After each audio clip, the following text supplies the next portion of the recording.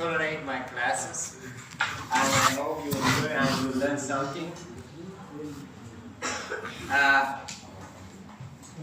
Some part of the actually discussion we have together, they are interesting. Merci. And some part they are not so interesting for you, but doesn't matter. You are going to learn. Two sessions of our classes is related to the kidney function. It belongs to the urinary system block. And we are going to talk about how our body can regulate the pH, which is so important, and also electrolyte, including especially sodium and potassium.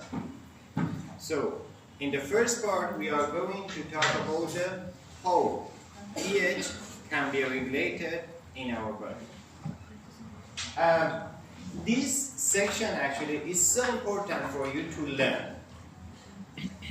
I don't expect you learn everything by this session. But because that kind of patient, which they have this kind of problem, most of them, they are emergency patient.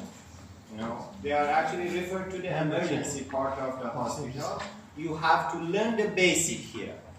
But in the next semester, in the physiopathology part, you will learning about the cases too much and by details.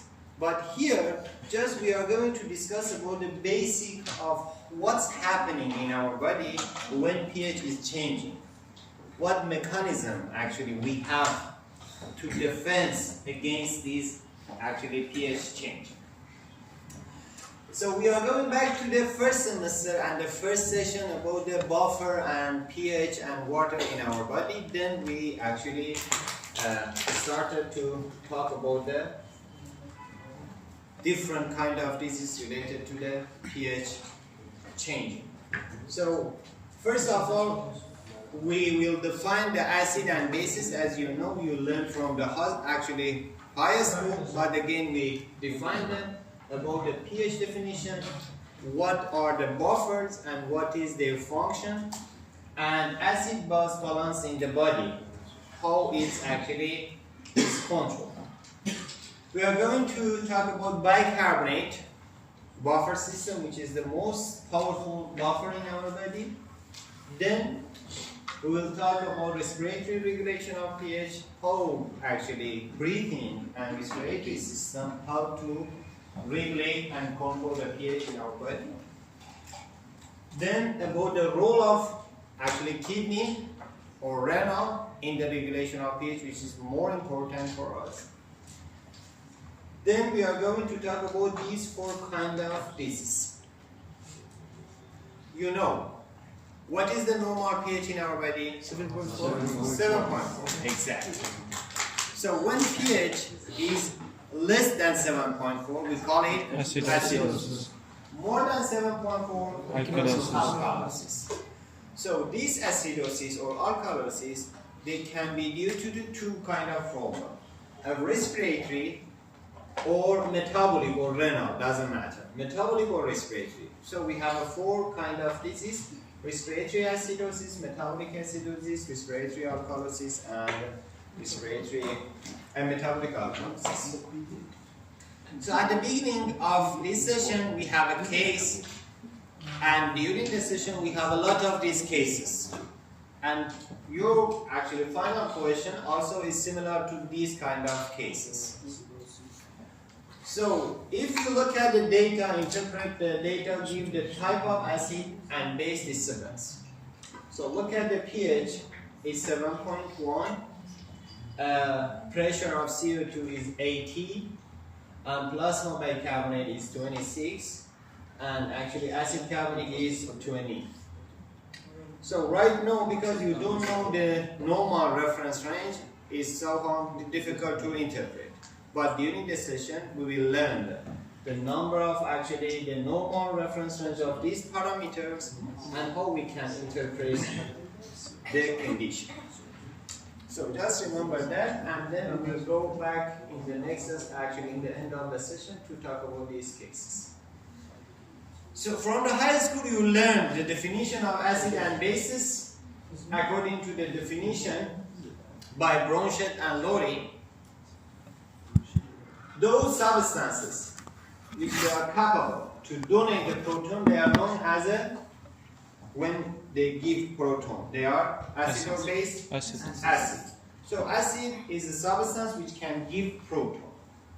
And vice versa, base are the substance which can receive or accept proton. Here, HA, it can give proton, so it's acid. HCl, which is one of the most powerful acid, it can give proton, so it's acid. And about the bases, ammonia, NH3, can receive a proton, it becomes to ammonium. Or bicarbonate can receive a proton and convert to the acid carbonate. So these two are bases. So based on the, as you can see here, they are going to separated, dissociated, okay? HA dissociated to A and H. When we are saying acid is strong or base is strong, what is the meaning of a strong acid or actually a strong base? A fully dissociated or a complete dissociated. And exactly. When completely they are dissociated, they are known as a strong acid. Okay, is a good. And we are actually showing that by Ka. Okay, the potential of dissociation. The potential of dissociation is showing by Ka, and when we take a log or logarit, it's converted to the pKa. As you know, pKa is vice versa related to the Ka. So based on that, we can actually define a strong acid will have a low pKa. It means they have a high Ka. High Ka or high constant of dissociation. Dissociation constant. And vice versa, the weak acid, they have a higher pKa. So pKa give us the potential of dissociation of acid or bases. So for any kind of substance or acid or base, we have a pKa. And this pKa is related to the dissociation constant. So just is the definition of pKa. So let's go talk about the pH and acidity of solution. So when we are talking about the actually pH, is a logarithm of concentration of what? H positive or proton. So minus log of concentration of proton is known as a pH. So when, for example, a log H positive is -1, is a strong acid. When it's going up to, for example, 4, 7, 10, and 13, the acidity is decreased and the alkali is increasing. Alkali means basic, okay? Alkali basic is. So when pH is 1 is a strong acid, pH 4 is an acid, 7 is what? Neutral. Is neutral. And then 10 is alkali, 13 is strong alkali. What we can receive from that table, it's actually give us the lower the pH, higher the acidity of hydrogen. When the pH is low, the acidity is high.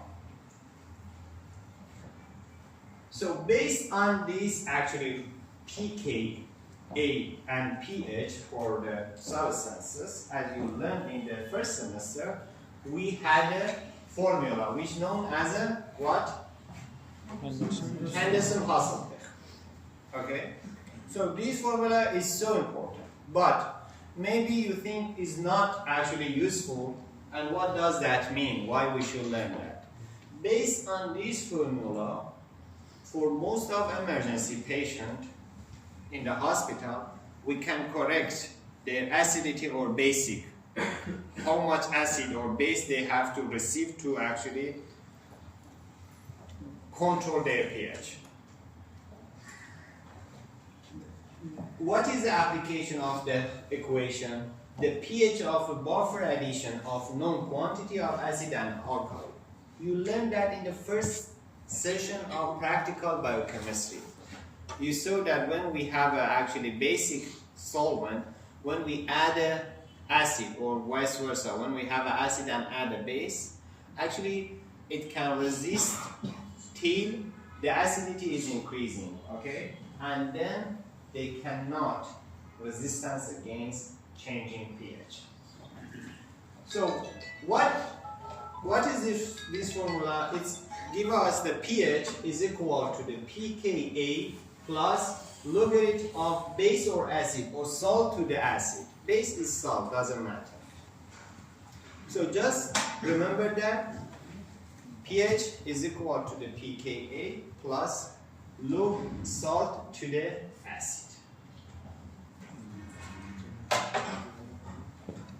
So can you give me the definition of buffer, what they were? Buffer. What they are? Substances that can resist changes in pH. Okay, and what is their content? Salt and They weak acid. compose. Salt and weak acid. Exactly. They consist of two parts. So, buffer are solution which they can resist change in the pH when we add the acid or alkali or bases. Buffer are two types. As your friend mentioned, they are a mixture of weak acid and salt, or weak base and salt. Doesn't matter. Just actually the first one is actually enough for us. A weak acid with a strong base, or vice versa. So there are some example of the buffer: bicarbonate buffer, acetic acid buffer, sodium acetate buffer, or phosphate buffer. But in our body, just bicarbonate and phosphate actually, they are so important, which in the next slide we are going to talk about. Some factors are important in the function of buffer. What they are? The factors which are important in the function of the buffer. The girls are so quiet. Why? You are sleepy, most of you. As you know, no, just let's actually let the girls answer that. What the? No, What the question? the question. The question is that the buffer actually is here. The factor affecting the pH of the buffer. What they are? What kind of factor are important? What? Temperature. Temperature also can be actually important, but not as much as the other factor, which here actually I wrote. Why you don't participate? You are sleepy, you are tired. Okay, just you need to actually look at here.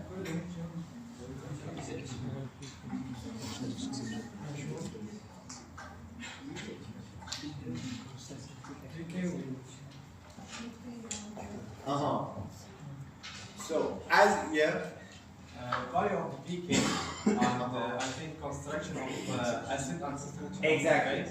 Thank you so much. What is about the pK value? What does that mean? pK value, it should be how much?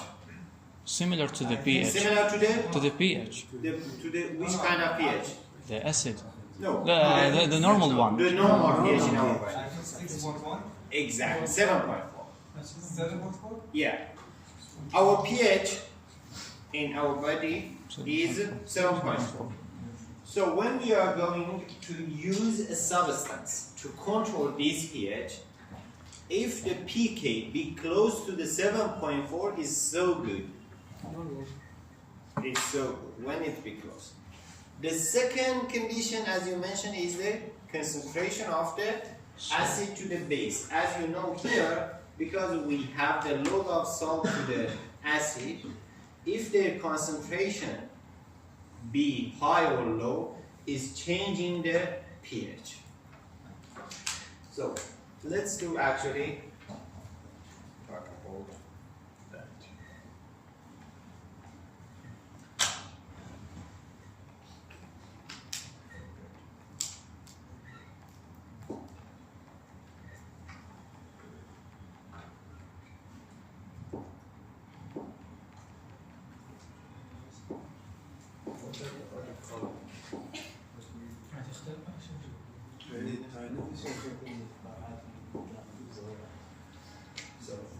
A buffer, as we mentioned, when is effective? When the concentration of salt and acid are equal. Okay. And the effective range of the buffer was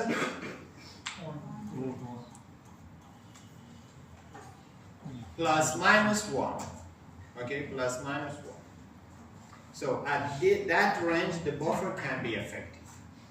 So when you look at that, the pKa is, for example, 6.1.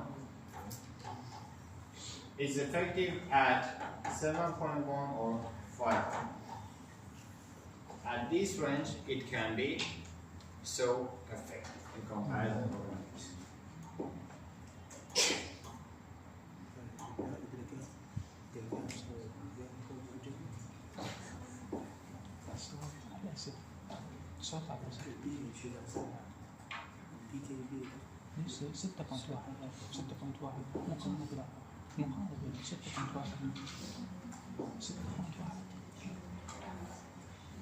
So as we learn here, actually, or other slide which I put a lot of text, just is for your study to understand what I'm saying during the other slide.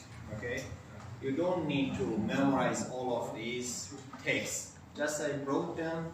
You can study by yourself from the slide, because in the previous semester they told me you have just a figure and actually some little note.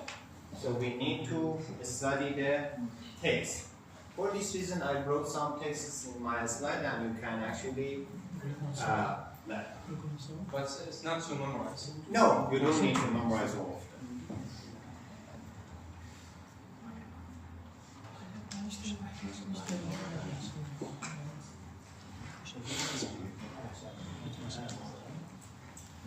We are going to talk about these three buffer systems: bicarbonate, phosphate, and protein. Which one is so important in the blood circulation? Bicarbonate. Then we are going to talk about the respiratory and actually renal regulation.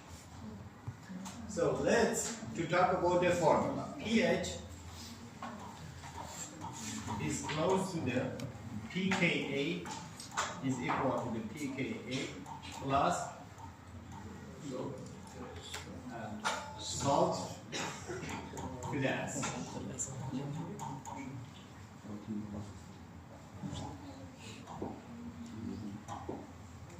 In our body, pH is how much? 7.1. When we are going to talk about bicarbonate, the bicarbonate pKa is 6.1. The bicarbonate is 6.1. So plus log. Let's look at that what we have to actually write here. If you remember, we have actually acid carbonate is the acid form. But acid carbonate itself is created from CO2 and H2. Then it can convert to the H positive plus HCO3 negative. So if you look at here, acid carbonate is equal to the CO2. How much CO2 we have is converted to the acid carbonate.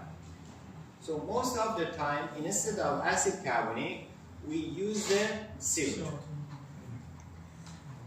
CO2 actually it's pure CO2 or pressure of CO2 is a 0.03 multiplied by 4T, which is concentration of the acid carbonate, is becoming actually 1.2. 1.2. Okay, 4T multiply 0.03 is equal to the 1.2. 0.03 is concentration of is pressure of CO2, and 40 is concentration of the acid carbonate. So always the concentration of CO2 is 1.2, and acid actually bicarbonate concentration, which is here, is equal to how much? 24. So 24 multiplied by 1.2 is equal to 20. Look, 20 is equal to 1.3. 1.3 plus 6.1 is equal to the 7. So it's a normal situation in our life. But daily we use a lot of different material, food, acid, base, and also in our body we produce a lot of acid. What kind of acid we produce? Like what? During the metabolism you learned. Acid. Lactic acid, thank you. Like lactic acid actually we produce. Propionic acid, pyruvic acid, glutamic acid. A lot of these kind of acid we produce it. But also we receive a lot of acids. So if you look at that, when the concentration of each of them is changing, for example, we receive a lot of acid. This is increasing. When this is increasing, what's happening? This number is decreased or increased? Decreased. When this number decreases, the pH is? This number is constant, is not changing at all. So when we receive a lot of acid, the pH is decreasing or become acidic. Acidosis is happening. Okay. Vice versa, when the bicarbonate concentration is increasing, what's happening?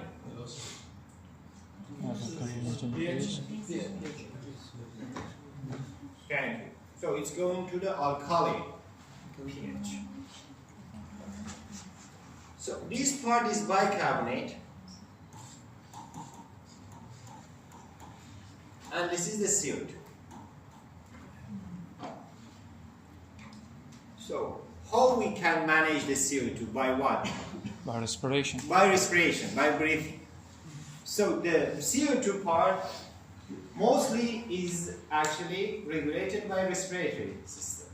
And the bicarbonate we can excrete by the kidney. So it can be regulated by the kidney. So these two parts, kidney and respiratory system, they can regulate. Actually, I expect you ask me a question about that number. We said two factors are important in the buffering system. What they were? pH and pK and the pK value and the concentration of these two. The pK value, it should be close to the 7.4. Is it close? no. No. And also about the concentration, what was the condition? They should be equal. If they are equal, they are equal? No.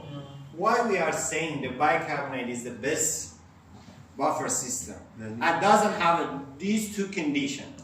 Because it is a closed system. Because our respiratory system, it is a closed system. When we just like receive the carbon dioxide in our red blood cell, it will be bent to the hemoglobin and dissociated, or can be bent with the water and form a bicarbonate, or can be dissociated with like another factor. It is one of them. And there is also another factor, and it is like just like the important one, unlike the phosphate, because the phosphate, just like a protein, like histidine. Good, thank you, but you are talking in so high level, you know. Our level is so low in comparison to your thinking, so we can define that in a simple way. It's very fast actually. Yeah, you are close, yeah. The phosphate buffer is more effective than the bicarbonate. We are not talking but about the the bicarbonate phosphate. is the most abundant. Can you repeat the question? The question. Yes. You have just problem with the question, understanding, you know. The question is so actually clear. We said we have actually two factors for the buffer system to be effective, okay? These two factors include one, pK value, which should be close to the 7.4. And the second, the concentration of salt and acid, they should be equal. So if you look at the bicarbonate system, you don't see these two conditions. The first one, pK is not close to the 7.4. The second one, the concentration of the acid and base are not equal. Has high capacity? It's not overwhelmed easily like the kidney, you know. It's more easier than this actually definition because it's open system. It's an open system and is correlated with the kidney and respiration system. So when concentration of CO2 is increased, we can excrete from the body. When the bicarbonate is increased, we can excrete from the body. Because it's an open system, it's not closed system. If it was actually closed system, it wasn't helpful for actually regulation of pH in our body. So let's continue about the bicarbonate systems.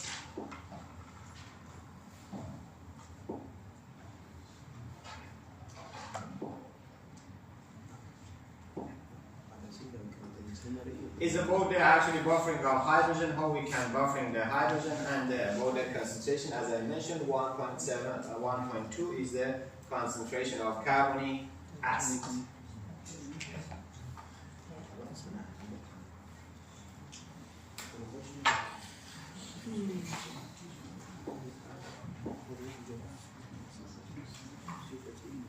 Bicarbonate system or bicarbonate buffer system.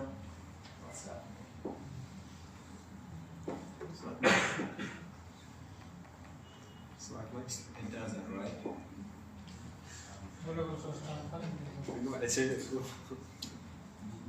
What? كتب مو كتب هو مختار القلم.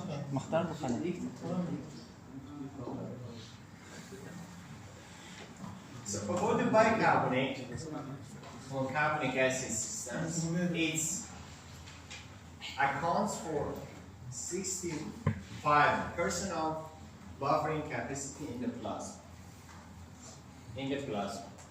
And 40% in the whole body, total.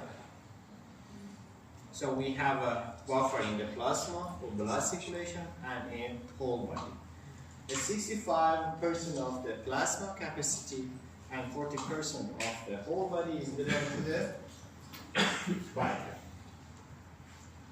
How it can regulate the pH? Just look at it.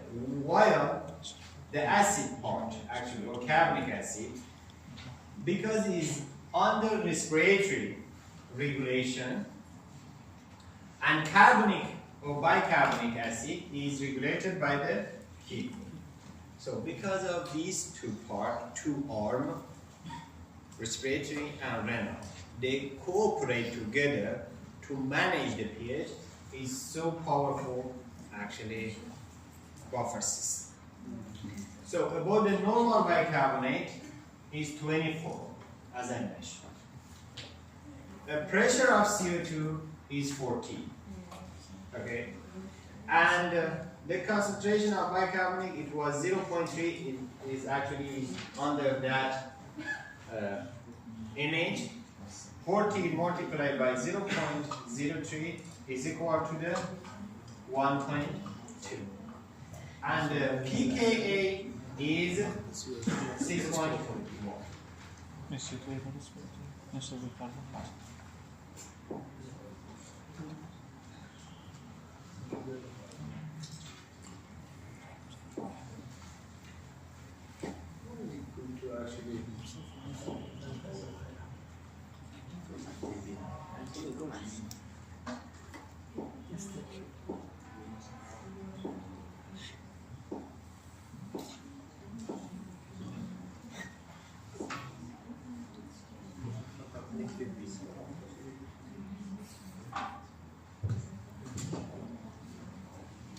So as I wrote, 7.4 is equal to the pKa, 6.1, plus low bicarbonate concentration, acid carbonate concentration is 1.2. Acid carbonate concentration is equal to the CO2. Okay, so 6.1 plus low pKa is equal to the 7.4. So it's the basic of control of blood pH by bicarbonate systems. The next buffer system actually is a phosphate buffer system. So about the phosphate, we can have a three form of phosphate. One of them is H3PO4. It can give one H and H2PO4. Another form is H2PO4. It can give another H and HPO4 negative. Other form is HPO4, again H and PO4. But you should look at what? pKa.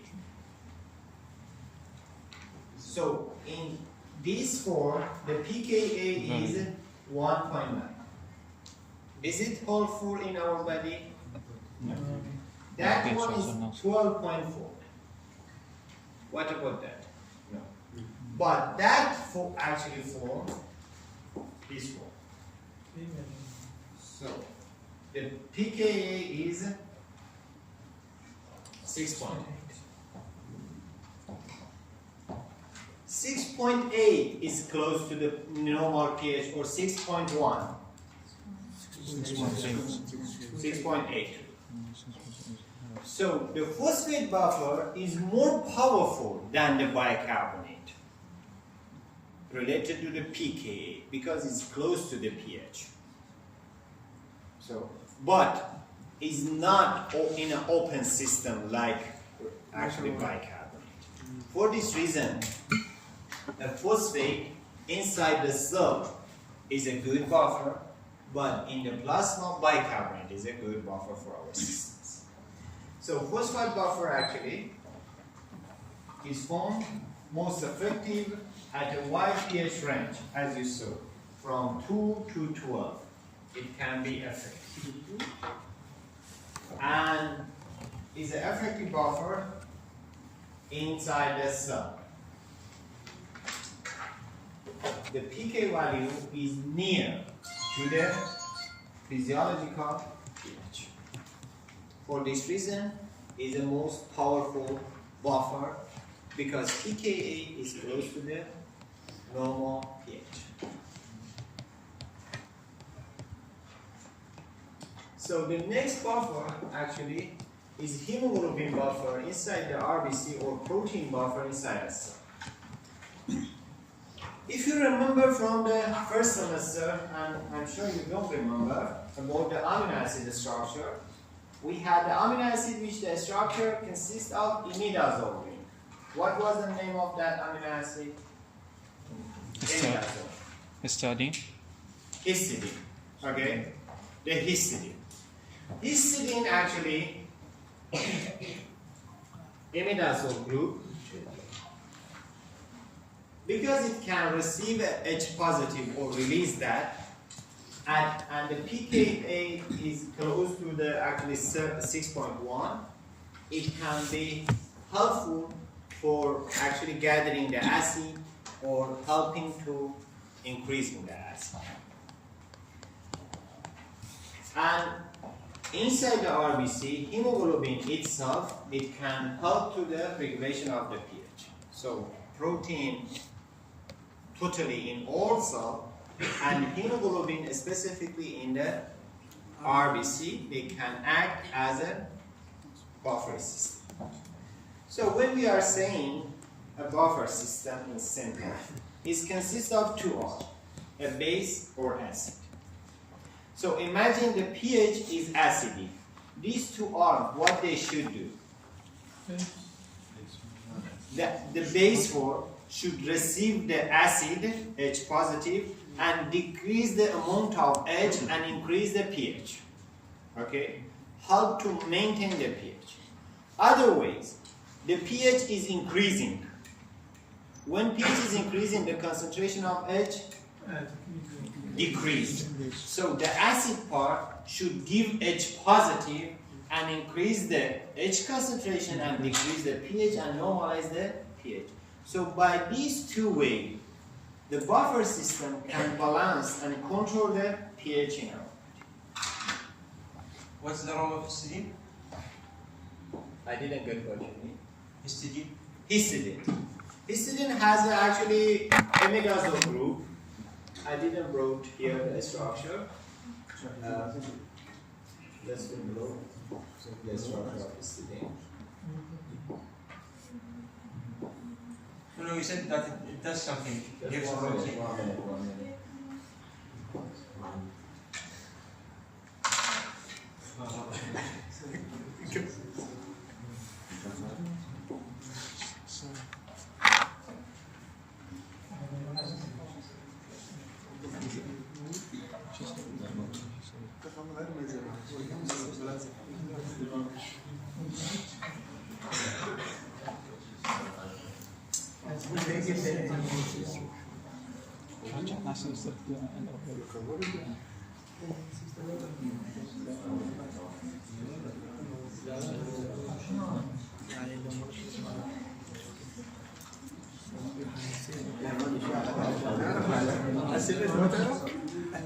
Here is histidine, the structure of histidine. Okay?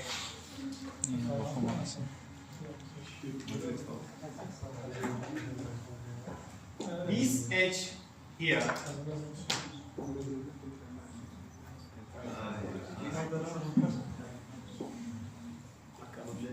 this H. The pK is 6. So in a normal pH in our body, this H can be released or it can receive a H positive. So that part of imidazole group in histidine, it can act as a buffering system. But that one, because the pK is 1.8 and this one is 9.2, these two cannot be actually helpful. So histidine alone is zero. Yes, just histidine. In all the amino acid, it can help because the pK is close to the normal pH. But other pK, if you look at that, is 9, is 12, is 9. None of them is not helpful, is 10. But the histidine, imidazole group, that H, pK is close to our pH. For this reason, it can be used for the regulation of pH. So it was your answer. I will actually take 5 minutes of our classes. So you should be punished.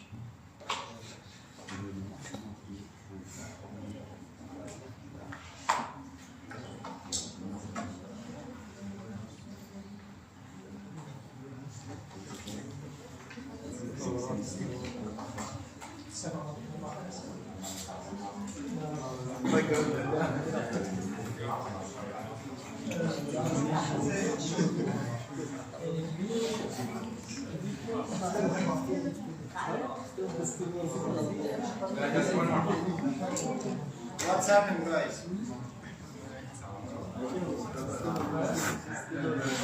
Rest? No. The phosphate is an intracellular or renal? What?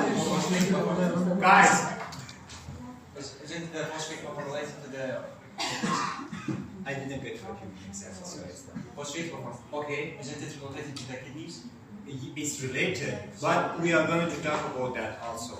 But it's not open with respiratory No, system. I mean which one is the renal? Because here you say that phosphate is mainly intracellular.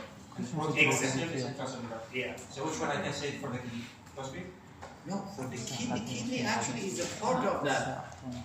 Inside the cell or blood circulation, kidney is not actually in this category. Just 1 minute to look at this slide. We are going to talk about the buffer system of the body. It's your actually answer here.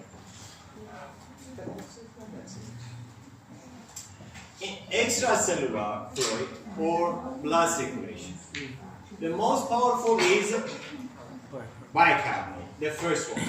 The second one is a phosphate, and the third one is albumin. So in blood circulation or ECM, bicarbonate, phosphate, and albumin or protein.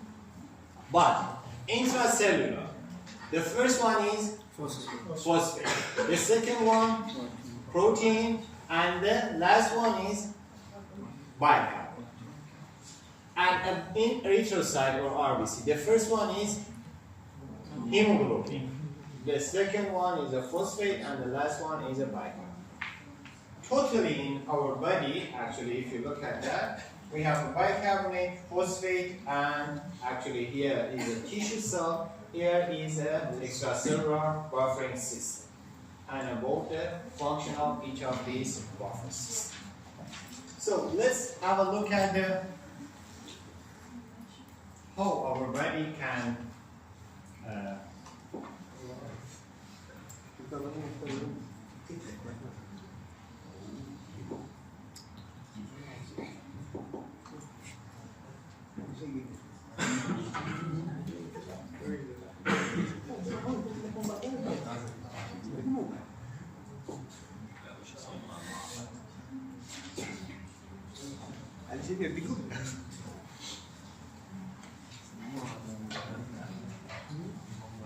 what's happening in the tissue, in our tissue, like kidney, muscle, adipose, heart, all of our tissue. What's happening? Metabolism. Exactly. What is the output of metabolism? CO2. So in the tissue, CO2 concentration is high. Is it correct? So in all of our body, we have water. 60% of our body is water. So always we have water. So CO2 and H2O together, they convert to the what? Carbonic acid. Okay? Bicarbonic acid CO2. Doesn't matter. CO2. Yeah. Then it's converted to the what? H positive and then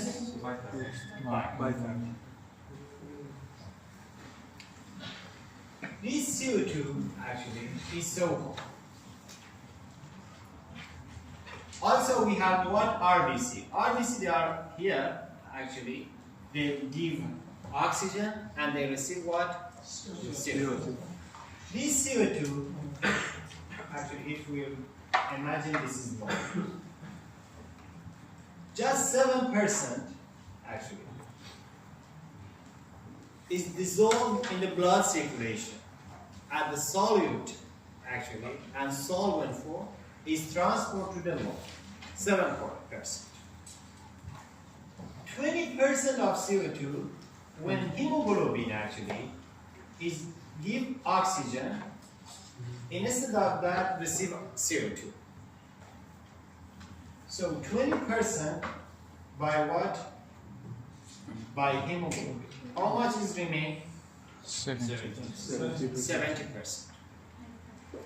This 70% in the blood circulation is transported as a what? Bicarbonate. How it's transported by bicarbonate? As you learned actually, it's converted to the H positive and bicarbonate. This H positive goes to the actually RBC and oxygen is released, CO2 is binded by H positive. So H is gathering and bicarbonate is releasing. And also inside the RBC we have actually pump, chloride bicarbonate pump, which pump actually bicarbonate outside and chloride to the RBC. So these, all of them, they are coming to the lung. 70% as a bicarbonate in the blood circulation, 20% inside the RBC bind to the hemoglobin, and 7% as a solved actually. So in the lung, what's happening? is 7% excreted easily because it's a CO2. That 20% which bind to the hemoglobin, and also we had actually H positive. This H positive actually here is released. So when H positive is released, what's happening? Oxygen is receiving. Also, this bicarbonate, by transferring actually chloride outside, bicarbonate inside is coming to the RBC. And here, this H positive bind to the bicarbonate and convert to the what? And then convert to the H2 and CO2. And CO2, what's happening for them? Is excreted. So we can excrete CO2 from the tissue. So I draw it so bad, sorry, I will actually show you in the this slide is so bad, so let's look at it here.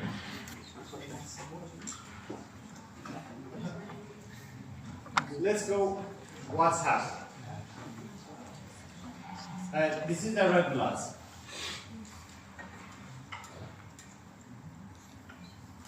In the tissue, actually in the blood, CO2 is coming by actually H2 is combined together. Bicarbonic anhydride convert to the acid carbonic. Acid carbonic has a two part, bicarbonate and H positive. Bicarbonate send out, chloride send in. And this H positive actually bind to the hemoglobin. So they will send to the where? To the lung. In the lung, what's happening? Here is the actually cellular respiration, peripheral tissue. Let's do actually show you again.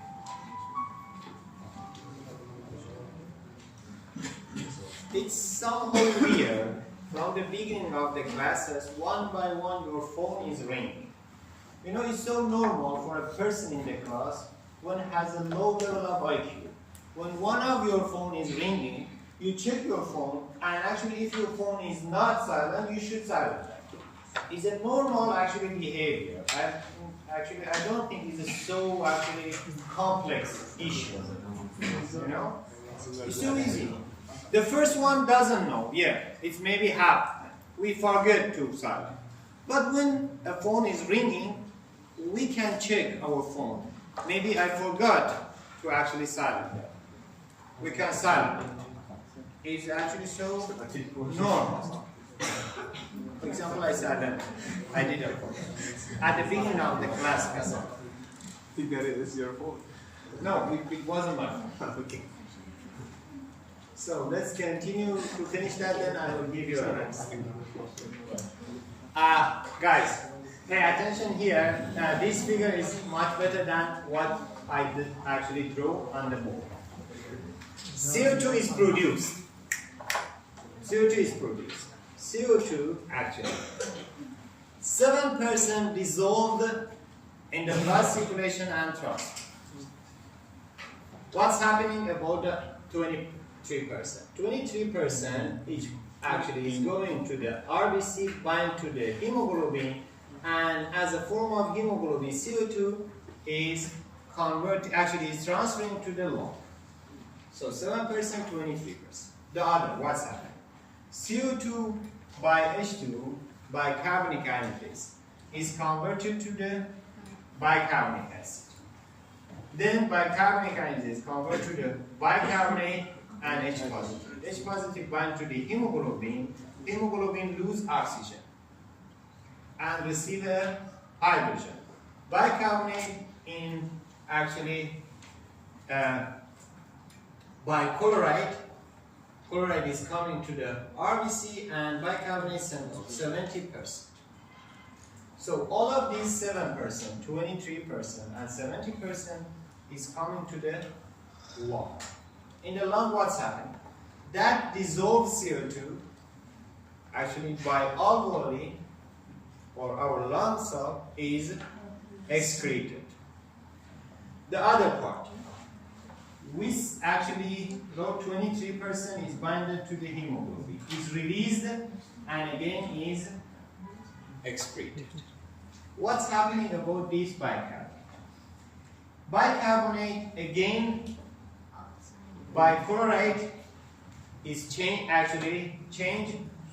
bicarbonate is transferring to the inside RBC, chloride is going over.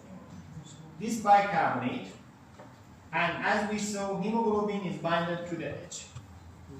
This H is released from hemoglobin, then hemoglobin can receive what? Oxygen. H bind to the bicarbonate, convert to the carbonic acid, convert to the H2 and CO2, what's happening? Excrete. So it's the normal physiology of how our respiratory system help to maintain all of those acid or CO2 which produce in the tissue. So daily we produce a large amount of CO2. All of these CO2 are acid. So we have to excrete this CO2 by respiratory system. So you got it? Is it clear? So let's have a 10-minute rest and I will continue.